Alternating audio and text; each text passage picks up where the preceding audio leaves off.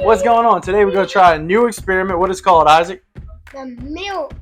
The magic milk. Magic milk. Very simple experiment. You only need a few things to do it. Milk. Some food dye.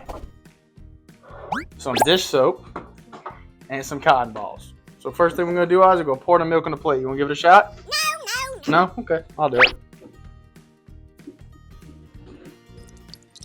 Cover the plate up like that. That should be good. And now we're going to put our food color in. Isaac, you want to put it in a 3 different all around. So as many drops as you want. You do 2. I do 2. You do 2. I'll do 1. There you go. You want to do? No, you do this. Okay. I hate that color. Okay. We got great purple. So I'm going to take some. I'm going to do like 3 or 4 drops right here. Or like 20 drops. Yeah, put all kinds of drops.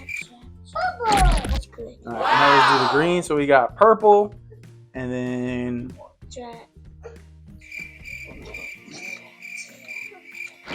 and green. All right. So the next step is you take your dish soap. We're gonna put it in this little plate, and then what Isaac's gonna do. What you do, Isaac? You're gonna dip that into the dish soap, and I'm gonna do the same thing. And at the same time, we're gonna take the dish soap and put it right on the food coloring. Okay, right? Ready, set, go. And look, let's do the same thing right here. You can do it. And what happens is the dish soap. Do we have to wait? It should get better as it goes. The dish soap chases the fat particles in the milk, and that's what makes all the colors. It's like a work of art. And the more dish soap you're in, the more the colors get. Now you don't want to mix up the colors, because if you mix up the colors, it'll just be a big ugly mess. So, that's the magic milk experiment. Hope you like it.